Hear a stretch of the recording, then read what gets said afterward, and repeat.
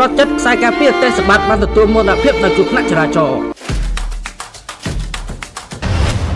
ឧបត្ថម្ភដោយមីហិល7យ៉ាងកូរ៉េណូរសជាតិដើមពីប្រទេសកូរ៉េឆ្ងាញ់ជាប់ចិត្តខ្សែការពាររបស់ក្លឹបបាល់ទាត់វីសាខានឹងជាអតីតជំនឿជាតិកម្ពុជាកីឡាករទេសបាត់បានទទួលមរណភាពនៅក្នុងវ័យ25ឆ្នាំនៅថ្ងៃច័ន្ទទី21នេះដោយគ្រោះថ្នាក់ចរាចរណ៍យោងតាមព័ត៌មានបឋមបានដឹងថាក្នុងហេតុការណ៍នោះគឺទេសសម្បត្តិបានជិះម៉ូតូមួយគ្រឿងម៉ាក Honda ADV ពណ៌ខ្មៅប្រាក់លេខភ្នំពេញ 1KY 4937 ធ្លាក់ចូលទៅក្នុងទឹកស្ទឹងសាក់សំពៅដែលមានទីតាំងស្ថិតនៅភូមិកំរៃសង្កាត់សាក់សំពៅខណ្ឌដង្កោរាជធានីភ្នំពេញថាសាក់សរបស់ទេសសម្បត្តិដែលត្រូវប្រទះឃើញនោះមានមេឃធំពាក់អាវយឺតពណ៌ខ្មៅទើបជើងវែងពណ៌សនិងមានស្ពីកាបូពណ៌ខ្មៅអតីតមិត្តដុំក្រងរបស់កីឡាករទេសសម្បត្តិកីឡាករចាំមុខនាការបានផុសនៅលើ Facebook Page ផ្ទាល់ខ្លួនថាបងមិនដឹងនិយាយយ៉ាងដូចម្ដេចទេហើយចង់ស៊ីទុរេនហើយអត់ចេះបកបងអាចបកឲ្យបានតែឯងអត់ចេះហែទឹកបងមិនដឹងជួយឯងយ៉ាងម៉េចទេហើយតែងតែនិយាយប្រាប់គ្រប់រឿងដែលមិនហ៊ានប្រាប់អ្នកណាមកប្រាប់បងតើវាជាការពិតដែរឬទេដែលឯងទៅមិនបានលឺបងមួយម៉ាត់បងទទួលមិនបានទេ